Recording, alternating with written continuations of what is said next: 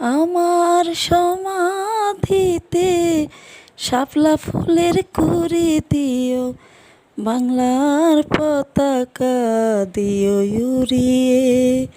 আমাদের আত্মত্যাগের কথা মনে রেখো, ভুলে যেও না ও গো বন্ধু।